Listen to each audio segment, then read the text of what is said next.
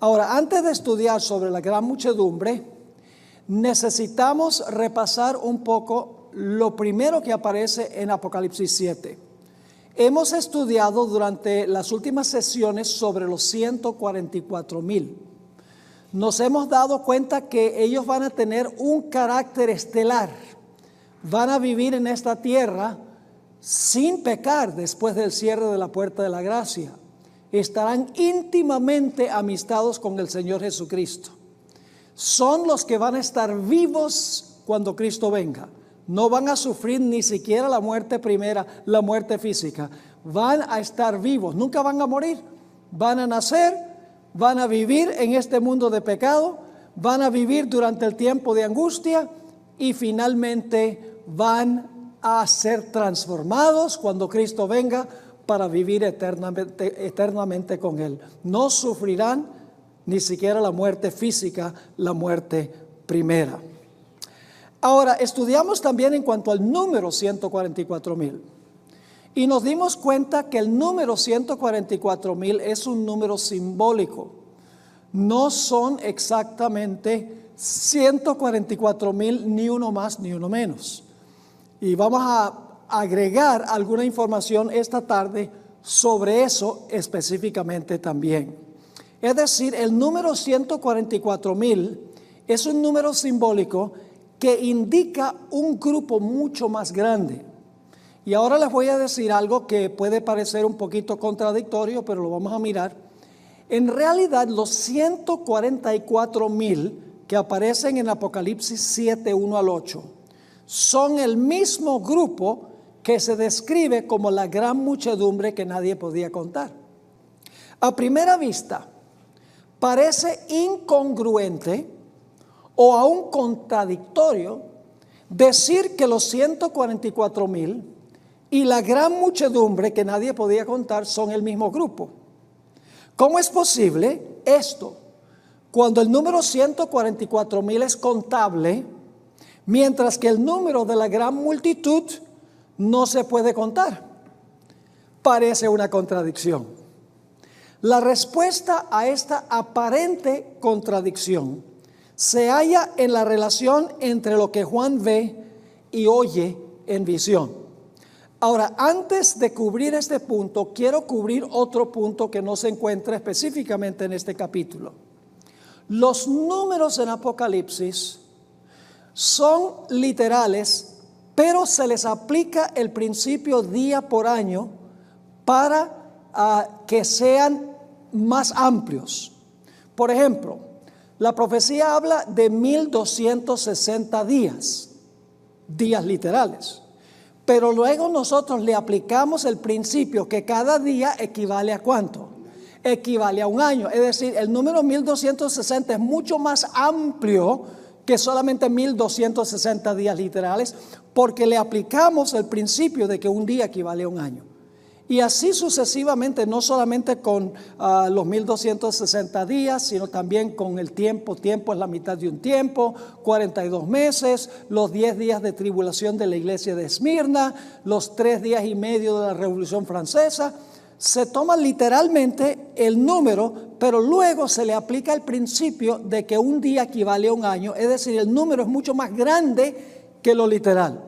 De la misma manera, el número 144,000 es un número literal, pero denota un grupo de personas mucho mayor, mucho más grande que 144,000. Ahora sí vamos a nuestra lección para que podamos ver la relación entre lo que Juan ve y lo que Juan oye. Según Apocalipsis 1:10, una voz le habló a Juan que sonaba como trompeta. Juan oyó, escuchen bien, Juan oyó los nombres de las 7 iglesias en orden. Es decir, primero no vio, sino que ¿qué? Primero oyó. Pero luego Juan ¿qué? Juan vio las 7 iglesias bajo la ilustración de ¿qué? De 7 candeleros. De modo que lo que oyó Juan en el versículo 10, lo vio empezando en el versículo 12. Oyó y vio lo mismo, solo que primero lo oyó y luego ¿qué? Y luego lo vio.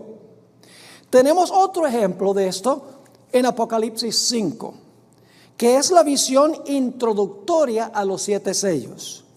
Primero Juan oyó a uno de los 24 ancianos que le dijeron que no llorara, porque el león de la tribu de Judá podía romper los sellos y abrir el libro. ¿Recuerdan que eso lo estudiamos? Uno de los ancianos dijo, no llores, porque el león de la tribu de Judá puede romper los sellos y abrir el libro. Pero luego Juan, ¿qué? Vio a un cordero como inmolado que había vencido, y por eso era digno de romper los sellos y de abrir el libro.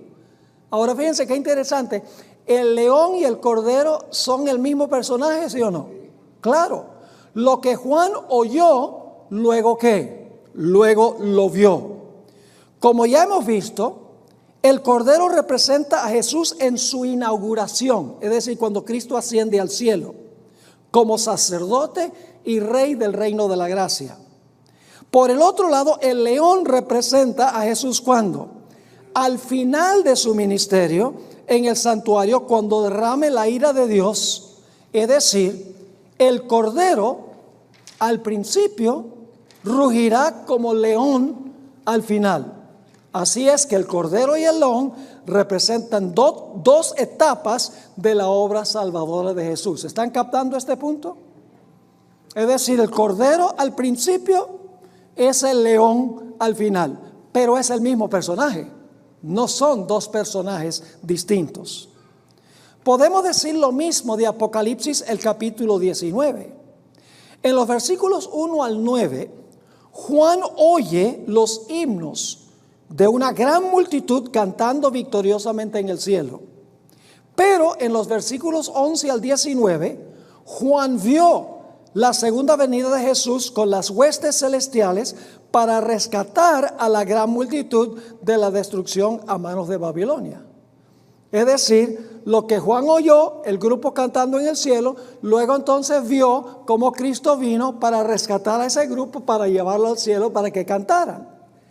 Es decir, hay una relación entre oír y ver en los pasajes del libro de Apocalipsis. Un fenómeno similar ocurre con los 144,000 y la gran muchedumbre. En Apocalipsis 7, 1 al 8, que habla de los 144,000, Juan oyó información en cuanto a los 144,000. No los vio, oyó la información en cuanto a los 144,000. No los vio, sino que oyó el número de ellos y los nombres de las que, los nombres de las tribus. Pero luego Juan, ¿qué? Juan vio en la segunda mitad del capítulo una gran multitud que nadie podía contar. ¿Cómo se relacionan estos dos panoramas?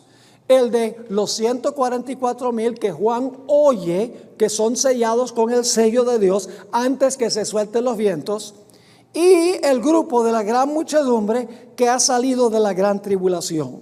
¿Cómo se relacionan estos dos panoramas? La respuesta es que en Apocalipsis 7, 1 al 8, Dios selló a los 144,000 a fin de que pudieran pasar victoriosamente por la gran tribulación. La gran multitud es el mismo grupo, pero ya habiendo salido victoriosamente de la tribulación. ¿Están entendiendo el punto? Les repito nuevamente en palabras que puedan entender. En Apocalipsis 7, 1 al 8, Juan oye que se sellan a los 144,000 para que puedan pasar victoriosamente por el tiempo de angustia, por la gran tribulación, y puedan ser protegidos por Dios y no mueran a manos de sus enemigos. Pero luego Juan ve, en la última mitad del capítulo, Juan ve al mismo grupo, pero ya no se le llama los 144,000, sino que se le llama la gran muchedumbre que nadie podía contar. Algunos comentaristas han concluido que la tribulación que se menciona aquí representa las pruebas y dificultades que afronta el pueblo de Dios a través de toda la historia. Es decir, todos tenemos tribulaciones en la vida, ¿verdad? Tenemos aflicciones en la vida. Dicen, no, esa muchedumbre que nadie podía contar son todos los redimidos de todas las edades que tuvieron tribulaciones y problemas y aflicciones en su vida. Pero esta interpretación no es posible. El griego, no solo el idioma griego en que fue escrito el Nuevo Testamento, no solo dice que salieron de tribulación, sino literalmente dice, salieron de la tribulación la grande. Así dice en el griego.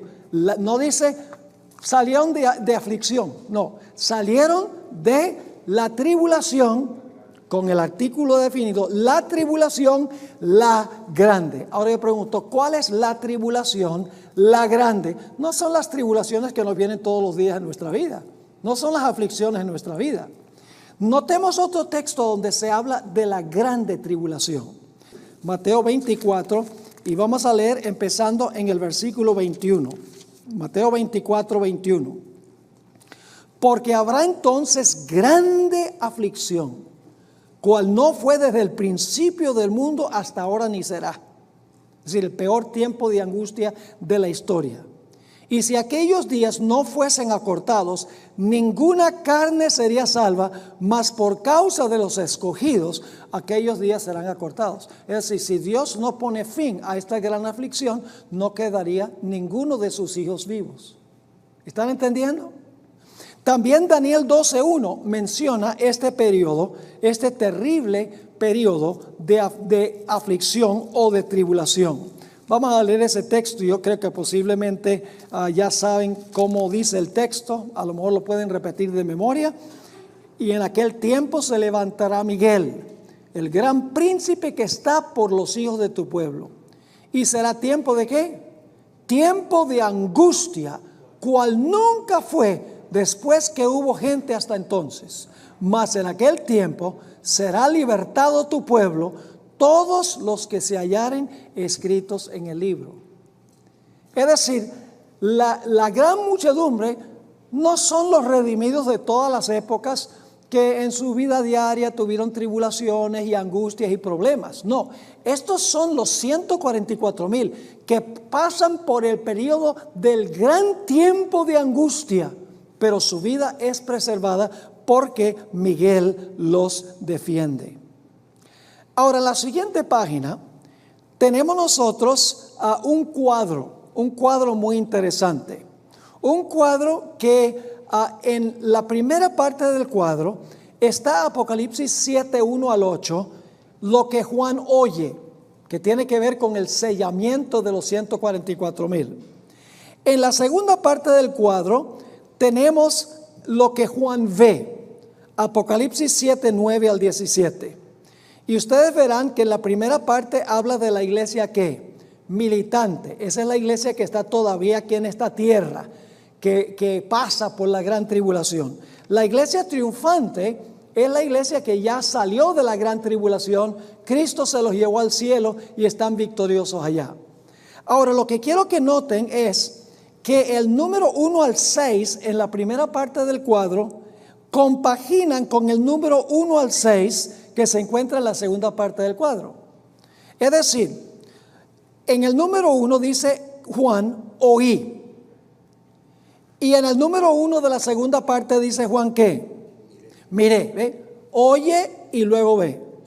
Y luego entonces el segundo punto es, ¿oyó qué cosa? El número. El equivalente en la segunda parte del capítulo es que nadie podía contar. El tercer punto es 144,000. El paralelo es una ¿qué? Una gran multitud. Número 4, de los hijos de Israel. ¿Cuál es el equivalente en la segunda parte? De toda nación. ¿Recuerdan que estudiamos que los 144,000 son de toda nación, tribu, lengua y pueblo? ¿Recuerdan? Y luego el número 4, de toda tribu. ¿Cuál es el equivalente en el versículo 9? De todas las tribus, pueblos y lenguas. Y luego en el versículo 4, la palabra sellado es equivalente a ¿qué? A vestidos con ¿qué cosa? Con ropas blancas. Es decir, lo que tenemos en Apocalipsis, el capítulo 7 y el versículo 4, tiene su frase equivalente en Apocalipsis, el capítulo 7 y el versículo 9. Es decir, los 144,000 sellados son la gran muchedumbre que nadie podía contar. Hay una cita de una teóloga adventista con el nombre de Beatrice Neal. Ella escribió en cuanto a este cuadro lo siguiente: en realidad este cuadro no lo inventé yo, este cuadro viene directamente de un artículo que escribió esta teóloga de la iglesia adventista. Dice, si este razonamiento es correcto, es decir, si es correcto que los 144,000 son lo mismo que la gran muchedumbre, podemos poner un signo de igual entre todos los puntos en las dos columnas de la lista, que fue lo que hicimos. Israel se compone de los fieles de todas las naciones. Las tribus de Israel representan las tribus, pueblos y lenguas. Los 12,000 de cada tribu indican la totalidad de los redimidos de cada grupo étnico. Los 4 vientos simbolizan la gran tribulación. Y el sello del Dios vivo corresponde a los mantos emblanquecidos en la sangre del Cordero. Y lo mejor de todo es que los 144,000 no son un grupo limitado, al cual tenemos poca esperanza de pertenecer, sino una gran muchedumbre que nadie podía contar. ¿Cómo les parece? Una linda explicación. Es una evidencia para mí contundente y clara de que los 144,000, el sellamiento de ellos, es para protegerlos cuando pasen por la gran tribulación. Y la segunda parte del capítulo ya describe a el mismo grupo ya victoriosos, habiendo pasado por la gran tribulación, allá en el mar de vidrio, cantando alabanzas al Señor. Así que hemos visto 2 evidencias hasta ahora. En primer lugar, notamos al principio que los números de Apocalipsis representan una realidad mucho más grande, ¿verdad que sí? Eso fue el primer punto. El segundo punto es que la evidencia es fuerte de que el grupo de los 144,000 es el mismo grupo de la gran muchedumbre por la comparación de las frases entre el versículo 4 y el versículo 9. Pero ahora notemos otra evidencia. Elena White escribió casi una página entera en el Conflicto de los Siglos sobre la identidad de los 144,000. Es decir, la hermana White escribió quiénes son los 144,000. Una lectura cuidadosa del comentario de Elena White sobre los 144,000, escuchen este punto importante, revela que ella entremezcló indiscriminadamente la descripción de los 144,000 con la descripción de la gran muchedumbre. Es decir, donde ella comenta sobre los 144,000, mete versículos ahí entrelazados sobre la gran muchedumbre, como si fueran el mismo grupo. Seguimos. Claramente ella entendió que son el mismo grupo bajo diferentes circunstancias. Noten cómo ella combinó la descripción de los 2 grupos en el Conflicto de los Siglos, página 630. Ahora, este pasaje es largo, pero lo voy a leer todo porque es muy importante para lo que estamos estudiando, para que vean que los 144,000 y la gran muchedumbre son el mismo grupo. Leo en la página 382. Delante del trono, sobre el mar de cristal, ese mar de vidrio que parece revuelto con fuego, por lo mucho que resplandece con la gloria de Dios, se halla reunida la compañía de los que salieron victoriosos de la bestia y de su imagen y de su señal y del número de su nombre. Así que ella cita Apocalipsis 15:2, que es un versículo que se refiere a los 144,000. Sigue, con el Cordero en el monte de Sión, Apocalipsis 14:1, dice que están sobre el monte de Sión, es un texto que habla de los 144,000, teniendo las arpas de Dios. Todavía ese versículo se refiere a los 144,000 en el libro de Apocalipsis, capítulo 15, el versículo 2. Están en pie los 144,000 que fueron redimidos de entre los hombres. Viene de Apocalipsis 14:4, que está hablando de los 144,000. Se oye una voz como el estruendo de muchas aguas y como el estruendo de un gran trueno, una voz de tañedores de arpas que tañían con sus arpas. Está citando Apocalipsis 14 y el versículo 2. Es un texto que habla en Apocalipsis de los 144,000. Cantan un cántico nuevo delante del trono, un cántico que nadie podía aprender sino aquellos 144,000. Nuevamente Apocalipsis 14:3, que habla de los 144,000. Es el cántico de Moisés y del Cordero, un cántico de liberación. Apocalipsis 15:3, que está hablando de los 144,000.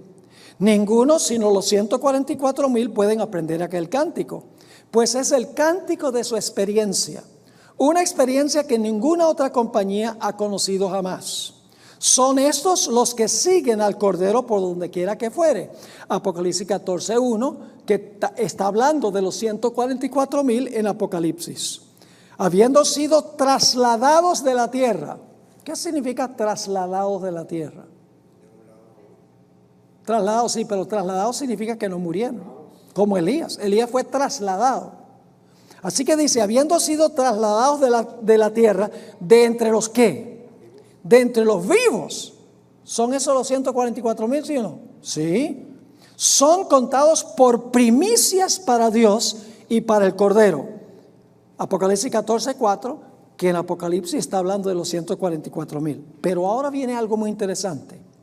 Estos son los que han venido de grande tribulación. Ahí ella cita Apocalipsis 7:14. En Apocalipsis está hablando de la gran muchedumbre. Han pasado ¿por qué? Por el tiempo de angustia, cual nunca ha sido desde que ha habido nación. Han sentido la angustia del tiempo de la aflicción de Jacob. Han estado sin intercesor durante el derramamiento final de los juicios de Dios. Pero han sido librados, pues han lavado sus ropas y las han blanqueado en la sangre del Cordero. Ese texto está hablando de la gran muchedumbre. Sigue. En sus bocas no ha sido hallado engaño. Están sin mácula delante de Dios. Ese texto es de los 144,000. ¿Se están dando cuenta de lo que estoy diciendo? Por esto están delante del trono de Dios y le sirven día y noche en su templo. Y el que está sentado sobre el trono tenderá su pabellón sobre ellos. Eso es un texto que está hablando de la gran muchedumbre que nadie podía contar. Apocalipsis 7:15. Han visto la tierra asolada con hambre y pestilencia. Al sol que tenía poder para quemar a los hombres con intenso calor. Esa es la cuarta plaga después del cierre de la gracia. Y la gran muchedumbre dice que pasó por eso. Sigue diciendo, y ellos mismos han soportado padecimientos, hambre y sed. Pero no tendrán más hambre ni sed. Y el sol no caerá sobre ellos ni ningún otro calor. Porque el Cordero que está en medio del trono los pastoreará y los guiará a fuentes vivas de aguas, y Dios limpiará toda lágrima de los ojos de ellos. Apocalipsis 7:14, que está hablando de la gran muchedumbre. ¿Están captando lo que está pasando aquí? ¿Qué está haciendo Elena White? Está hablando de los 144,000 e indiscriminadamente aplica versículos que hablan de los 144,000 y versículos que hablan de la gran muchedumbre, y aplica todo al mismo grupo, al grupo de los 144,000. Entonces yo pregunto, ¿entendió Elena G. White que los 144,000 y la gran muchedumbre son el mismo grupo? Lo entendió claramente ella de que son el mismo grupo. Ahora, en el siguiente párrafo, algunos creen que la gran muchedumbre representa a los redimidos de todos los tiempos, de todas las edades, que han pasado por aflicciones y tribulaciones. Pero no puede ser, porque Apocalipsis 7 es un paréntesis entre el sexto y el séptimo sello. Así que no pueden ser todos los redimidos de todas las épocas si el contexto de Apocalipsis 7 son eventos entre la sexta y la séptima, entre el sexto y séptimo sello. Seguimos. Esta idea es problemática, pues daña la simetría del capítulo. Apocalipsis 7 es un interludio entre el sexto y el séptimo sello. El sexto sello comenzó con el terremoto de Lisboa, 1755. Continuó con el día oscuro, la luna tomando un matiz como sangre, 1780. Y la caída de las estrellas, el año 1833. Incluir aquí a los redimidos de todas las edades es incongruente con el contexto literario del capítulo, al igual que con los eventos que describe el sexto sello. ¿Están entendiendo este punto o no? ¿Cuál es el tema de Apocalipsis 7? El sellamiento de los 144,000 y los mismos que salieron de la gran tribulación. No se puede insertar un pasaje que habla de todos los redimidos cuando está hablando de eventos que ocurren entre el sexto y el séptimo sello. Ahora, aquí viene otra evidencia. Esta es contundente.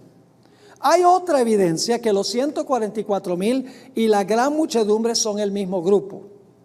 Elena White escribió explícitamente, escuchen este punto, que solo los 144,000 podrán entrar al templo celestial. Note la cita de ella. Solo los 144,000 pueden entrar al templo. Cuando íbamos a entrar en el santo templo, ella aquí está describiendo ya cuando los redimidos están en la patria celestial. Cuando íbamos a entrar en el santo templo, Jesús alzó su melodiosa voz y dijo: únicamente los 144,000 entran en este lugar. Y exclamamos: aleluya. ¿Quiénes son los únicos que van a poder entrar al templo celestial? Los 144,000. Pero noten lo que dice Apocalipsis 7:15, que está hablando de la gran muchedumbre. Sin embargo, según Apocalipsis 7:15, los que pertenecen a la gran multitud servirán a Dios en su templo día y noche. No sé si están captando el punto que estoy tratando de recalcar. Elena White dice: solo los 144,000 entran al templo, pero Apocalipsis 7:15 dice que la gran muchedumbre le sirve en su templo día y noche. Quiere decir entonces que los 144,000 y la gran muchedumbre son el mismo grupo. La conclusión es inevitable. Los 144,000, los únicos que pueden entrar al templo, deben ser el mismo grupo que la gran muchedumbre que nadie podía contar. Sirven a Dios día y noche en su templo. Dos evidencias más. Según Apocalipsis 14, el versículo 3 y el versículo 5, dice que los 144,000 están parados ¿dónde? Delante del trono de Dios. Y Apocalipsis 7, 9, 11 y 15 dice que la gran muchedumbre está parada delante del trono de Dios. Y el último punto, Apocalipsis 7:16 afirma que la gran multitud estará viva durante el derramamiento de la tercera y la cuarta plaga después del cierre de la gracia. ¿Captaron eso? La gran multitud va a estar viva durante la gran tribulación final, ¿sí o no? ¿Va a haber este grupo la tercera y la cuarta plaga? Sí. ¿Cómo sabemos eso? Vamos a Apocalipsis 7 y el versículo 16 y 17. Apocalipsis 7 y el versículo 16 y el versículo 17. Está hablando de la gran muchedumbre. Dice, y vamos a leer el versículo 14 para el contexto. Y yo le dije: Señor, tú lo sabes. Está diciéndole al anciano. Y él me dijo: estos son los que han venido de la tribulación la grande, dice en el idioma original, y han lavado sus ropas, que es lo mismo que tener el sello, los 144,000, han lavado sus ropas y las han blanqueado en la sangre del Cordero.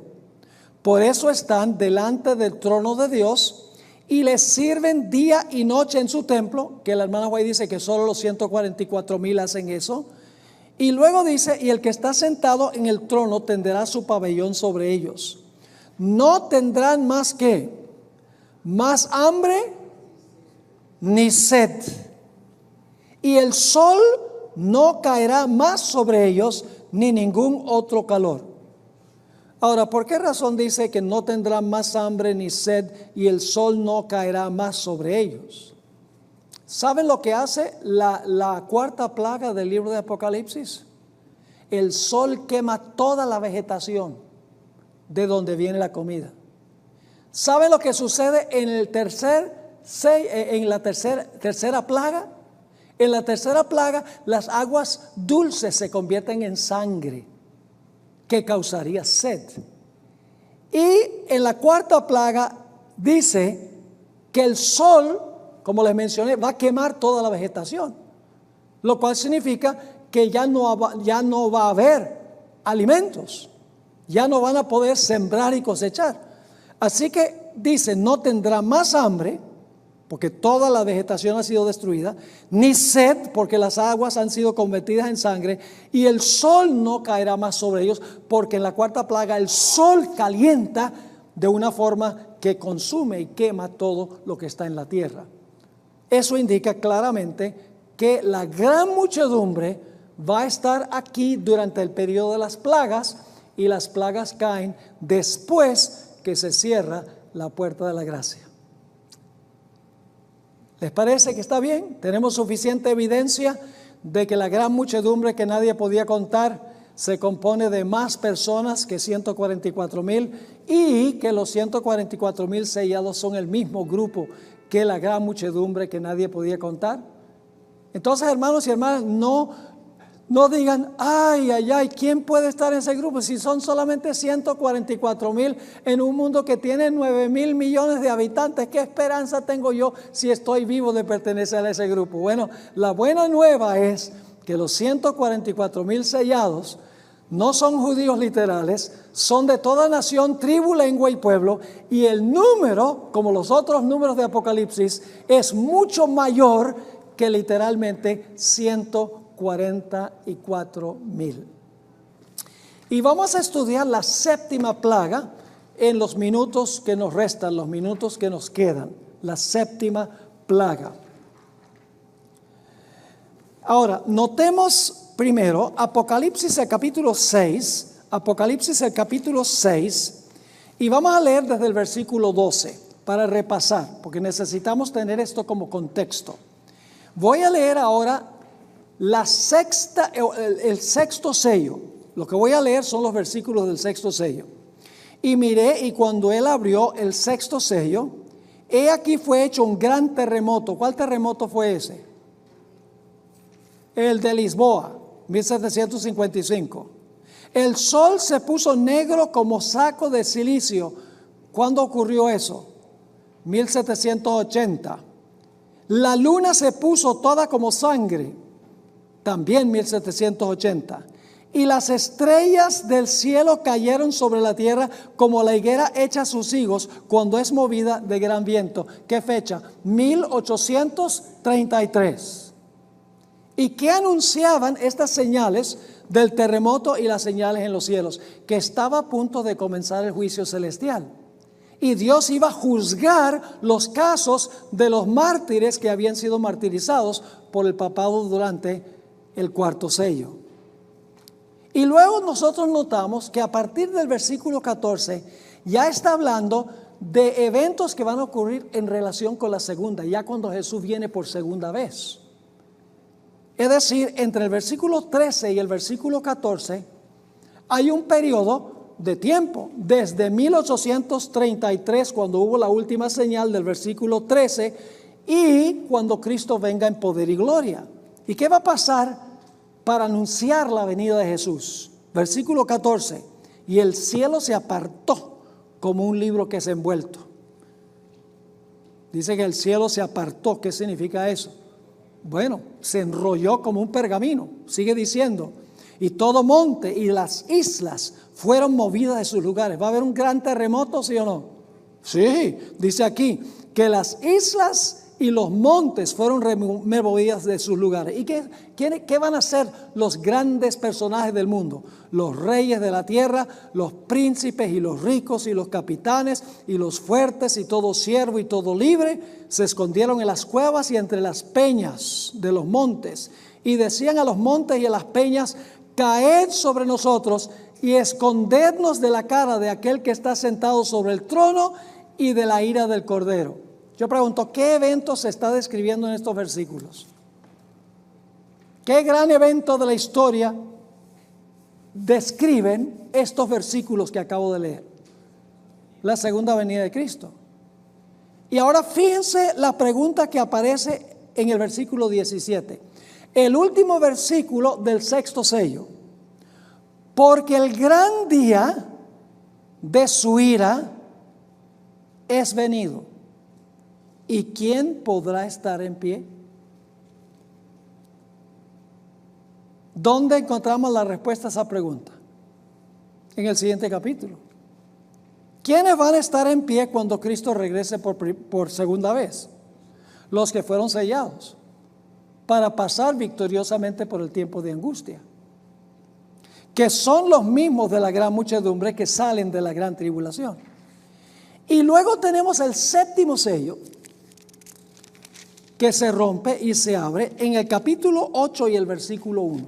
Es el sello más corto de todos. Apocalipsis 8:1. Recuerden, la última pregunta del sexto sello es: porque el gran día de su ira es venido, ¿y quién podrá estar firme? Ahora noten el capítulo 8, versículo 1, el siguiente sello. Y cuando él abrió el séptimo sello, fue hecho, ¿qué cosa? Silencio en el cielo, casi por media hora. Ahora vamos a notar qué significa el séptimo sello. Hay cierta discusión entre los teólogos adventistas sobre lo que significa la expresión como media hora. Media hora en tiempo profético, simbólico, equivale aproximadamente a 7 días y medio de nuestro calendario. Algunos intérpretes redondean el periodo a 7 días y afirman que la segunda venida de Jesús transpirará en un periodo de 7 días. Supuestamente los habitantes del cielo, todos los habitantes del cielo, están rumbo a la tierra y han dejado el cielo vacante. Y por eso es que el cielo está en silencio, porque no hay nadie allá. Vale decir que Elena White nunca escribió que la segunda venida va a durar 7 días. Pero sí escribió que el tiempo que tomará para que Jesús se mueva del lugar santísimo al oriente, de donde va a comenzar su segunda venida, dice, va a durar varios días. Aquí está la cita, se encuentra en el libro Maranata, página 285. Dice, vi una nube resplandeciente que llegaba hasta donde estaba Jesús. Entonces Jesús se ubicó en la nube que lo llevó hacia el este, desde donde apareció primeramente a los santos que estaban sobre la tierra, la pequeña nube negra que era la señal del Hijo del Hombre. Mientras la nube pasaba del lugar santísimo hacia el oriente, es decir, desde el momento que Jesús salió del lugar santísimo hasta que llegó al oriente, de donde iba a comenzar su segunda venida, dice, mientras la nube pasaba del lugar santísimo hacia el oriente, lo que requirió, ¿qué cosa? Cierto número de días, la sinagoga de Satanás adoró a los pies de los santos. La sinagoga de Satanás son las iglesias apóstatas. No tenemos tiempo de entrar en eso. Así que la teoría de algunos es que la casi media hora, que son 7 días, es la cantidad de tiempo que va a tomar Cristo para venir a esta tierra en su segunda venida. Pero el Espíritu de Profecía no dice eso. Dice que cierto número de días para moverse del lugar santísimo al oriente, de donde va a comenzar su segunda venida. Otros intérpretes creen que la media hora se refiere a los 7 días que tomará el pueblo de Dios para viajar de la tierra al cielo. Es decir, Cristo llega, recoge a los redimidos y entonces dicen que 7 días van a estar viajando los redimidos con Jesús al cielo. Ahora, la hermana White sí dice que va a tomar el viaje al cielo 7 días. En el libro Primeros Escritos, página 16, ella escribió, juntos entramos en la nube, recuerdan que Jesús viene con las nubes y los justos serán arrebatados en las nubes para recibir al Señor en el aire. Así que dice aquí, juntos entramos en la nube. Y durante 7 días, ¿esos días son literales o simbólicos? Literales. Escuchen bien. Los periodos de tiempo después de la segunda venida son literales. Antes de la segunda venida son simbólicos. Y usted dice, ¿cómo sabemos eso? Apocalipsis 20 habla de 1000 años. ¿Ese periodo es antes o después de la segunda venida? ¿Los 1000 años son antes o después de la segunda venida? Después de la segunda venida. ¿Son 1000 años literales o simbólicos? Literales. Y alguna gente dice, pero pastor, ¿por qué la iglesia adventista es inconsistente? Pues dice los 1260 días simbólicos, 3 días y medio simbólicos, 10 días simbólicos, 42 meses simbólicos, tiempo, la mitad de un tiempo simbólico. Todos dicen simbólico y cuando llegan los 1000 años, literales. ¿Cómo pueden ser tan inconsistentes? La respuesta es muy sencilla. Los periodos de tiempo después de la segunda venida son literales porque ya no son proféticos. ¿Están conmigo o no? Así que dice, juntos entramos en la nube durante 7 días. Fuimos ascendiendo al mar de vidrio, donde Jesús sacó coronas y nos las ciñó con su propia mano. Nos dio también arpas de oro y palmas de victoria. ¿Cuánto tiempo va a durar el viaje de la tierra al cielo? 7 días, ¿qué? Literales. No son 7 años. Aplicado al principio día por año, sería 7 días, son 7 años. Pero la ascensión no va a tomar 7 años. Va a tomar 7 días literales, porque es después de la segunda venida. Por eso los 1000 años también son literales, porque es después de la segunda venida. Ya no es tiempo profético que son antes de que se cierre la puerta de la gracia. Ahora, sin embargo, esta interpretación de que el silencio en el cielo va a ser el viaje que nosotros haremos de regreso al cielo, tiene un problema muy serio. Y es que el viaje al cielo no va a ser silencioso, sino que va a ser bien ruidoso. Noten el conflicto de los siglos, página 628. Cuando el pueblo de Dios va ascendiendo, no va a haber silencio en el cielo. Dice, en cada lado del carro nebuloso, donde el pueblo de Dios es arrebatado, hay alas, y debajo de ellas ruedas vivientes. Y mientras el carro asciende, las ruedas gritan ¿qué? Santo. Y las alas al moverse gritan Santo. Y el cortejo de los ángeles exclama Santo, Santo, Santo es el Señor Dios, el Todopoderoso. Y los redimidos exclaman Aleluya, mientras el carro se adelanta hacia la Nueva Jerusalén. ¿No me parece muy silencioso eso? Retumban los himnos en la ascensión. Ninguna de estas dos interpretaciones es satisfactoria. Lo más seguro es, y yo digo seguro más bien, que la casi media hora de silencio no se trata de tiempo simbólico, sino que se trata de tiempo ¿qué? Literal. Pues después del cierre de la gracia no habrá más periodos de tiempo profético. Ya no hay tiempo simbólico después de la segunda venida. Por esto es que el milenio se compone de 1000 años literales. ¿Qué significa pues entonces la expresión que hubo silencio en el cielo como por media hora? El espíritu de profecía nos proporciona el significado definitivo. Saben que mientras más yo estudio el espíritu de profecía, más me quedo maravillado. Les doy mi testimonio.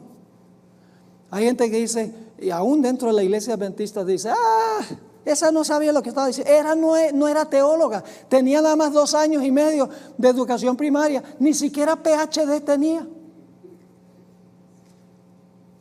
¿Cómo puede ella haber escrito lo que escribió con solo 2 años y medio de educación primaria? ¿Saben por qué? Porque los escritos de ella fueron inspirados por Dios, por el Espíritu Santo. Ella fue profetisa llamada por Dios. Y cada vez que estudio el espíritu de profecía, me quedo maravillado de cómo sus escritos están en perfecta armonía con la Sagrada Escritura. Y ella presenta cosas como por ejemplo la media hora de silencio, que los teólogos especulan, dicen, no, esa es la cantidad de tiempo que va a tomar la segunda venida, dicen, no, esa es la cantidad de tiempo que vamos a tomar para regresar al cielo, y especulan. Y ahí en los escritos de la hermana White está explicadito, sencillito, lo que es la media hora de silencio. Sigamos aquí. La media hora de silencio, bajo el séptimo sello, debe guardar una relación con la pregunta que aparece al final del sexto sello, ¿de acuerdo? ¿Cómo termina el sexto sello? El gran día de su ira ha venido, ¿y quién podrá estar en pie? El séptimo sello debe ser roto más o menos cuando se hace esa pregunta, ¿sí o no? Lógico que sí. Sigamos. Si recordamos, la segunda parte de la pregunta de los mártires del quinto sello fue: ¿hasta cuándo no vengas? Esta pregunta halla su contestación en la segunda parte del sexto sello, a donde Dios venga a los mártires. En ese momento Dios vengará la sangre de los que fueron perseguidos y muertos por el papado en sus 2 etapas. Ahora escuchen. Al descender Jesús del cielo, los santos vivientes exclamarán, los santos vivientes que están en la tierra, exclamarán ¿qué cosa? ¿Quién podrá estar firme? Esa es la pregunta al final del sexto sello, ¿sí o no? Ahora vamos a leer el comentario de la hermana White. Hablando de la segunda venida, escribió: ante su presencia se han tornado pálidos todos los rostros. El terror de la desesperación eterna se apodera de los que han rechazado la misericordia de Dios. Se deslíe el corazón y se baten las rodillas y palidece el rostro de todos. Los justos gritan temblando: ¿quién podrá estar firme? Esa es la última parte del sexto sello, ¿sí o no? ¿Quiénes exclaman eso? Los justos gritan temblando: ¿quién podrá estar firme? Ahora escuchen. Termina el canto de los ángeles y sigue un periodo de silencio aterrador. ¿Cuándo es el silencio del séptimo sello? Después que se hace la pregunta, el gran día de su ira ha venido, ¿y quién podrá estar en pie? ¿Cuánto tiempo va a durar ese silencio? Media hora. ¿Lo están captando o no lo están captando? Clarito. Ella pone la pregunta y luego enseguida dice, se hace la pregunta, el cielo se pone en silencio y luego noten lo que sigue. Entonces se oye la voz de Dios que dice: bástaos mi gracia. Los rostros de los justos se iluminan y el corazón de todos se llena de gozo, y los ángeles entonan una melodía más elevada y vuelven a cantar al acercarse aún más a la tierra. Es decir, el silencio es cuando Jesús está descendiendo. ¿Quién podrá estar en pie? Un periodo de terrible silencio. Entonces se oye la voz de Jesús: bástaos mi gracia. Pero ¿saben qué es interesante? Al acercarse a Jesús más, los impíos hacen la misma pregunta. Sigue diciendo en el conflicto de los siglos 625, cesaron las burlas, callan los labios mentirosos, el choque de las armas y el tumulto de la batalla, con revolcamiento de vestidura en sangre, se silencia. Solo se oyen ahora voces de oración, llanto y lamentación. De las bocas de, ¿quiénes? De las bocas que se mofaban poco antes, estalla el grito, ¿qué cosa? El gran día de su ira es venido, ¿y quién podrá estar firme? Los impíos piden ser sepultados bajo las rocas de las montañas. Ese es el sexto sello, ¿sí o no? Dice, los impíos piden ser sepultados bajo las rocas de las montañas antes que ver la cara de aquel a quien han despreciado y rechazado. ¿Qué pasa cuando se rompe el séptimo sello? El séptimo sello se rompe cuando Jesús está viniendo a la tierra y todavía está arriba, pero está llegando. Y los justos, al ver las convulsiones de la tierra, exclaman: ¿quién podrá estar en pie? Seguido por el séptimo sello, un periodo de silencio aterrador. Y luego se oye la voz: bástaos mi gracia. En una sección previa nos dimos cuenta que hay varios pasajes bíblicos que contienen la misma pregunta. Recuerden que estudiamos varios pasajes que tienen la misma pregunta: el gran día de su ira ha venido. ¿Quién podrá vivir en las llamas? ¿Quién podrá estar sobre el santo monte de Dios? Y cada vez que aparece la pregunta, sigue una descripción de la vida pía que deben tener las personas que van a estar en pie. Noten el Salmo 15, nuestro último texto que vamos a leer, el Salmo 15, que se aplica directamente a este periodo de tiempo. El Salmo 15, y es un salmo corto, vamos a leerlo. Jehová, ¿quién habitará en tu tabernáculo? ¿Quiénes son los únicos que van a poder entrar al templo o al tabernáculo? Los 144,000. ¿Quién habitará en tu tabernáculo? ¿Quién residirá en el monte de tu santidad? ¿Cuál es el monte de su santidad? Sión. ¿Dónde están parados los 144,000? En el monte de Sión. Y ahora viene la respuesta: el que anda en integridad y obra justicia, y habla verdad en su corazón, el que no detrae con su lengua ni hace mal a su prójimo, ni contra su prójimo acoge a oprobio alguno. Aquel a cuyos ojos es menospreciado el vil, mas honra a los que temen a Jehová. Y habiendo jurado en daño suyo, no por eso muda. Quien su dinero no dio a usura, ni contra el inocente tomó cohecho. Yo pregunto: ¿qué clase de vida tendrán aquellos que van a estar en el tabernáculo de Dios y van a pararse sobre el monte de Sión? Tendrán vida sin tacha. Y por si acaso no creen que esto se aplica a los 144,000, noten cómo termina el versículo 5. El que hace estas cosas no resbalará para siempre. ¿Qué pasa cuando la gente se resbala? Se cae. ¿Cuál es la última pregunta del sexto sello? El gran día de su ira ha venido. ¿Y quién podrá estar en qué? En pie. Es decir, ¿quién no se va a resbalar y va a caer? Así que el séptimo sello, mis hermanos y hermanas, es ya cuando Cristo viene en poder y gloria. Termina el tiempo de angustia para el pueblo de Dios. Pero los fenómenos son tan terribles que los propios fieles de Dios exclaman: el gran día de su ira ha venido. ¿Quién podrá estar en pie?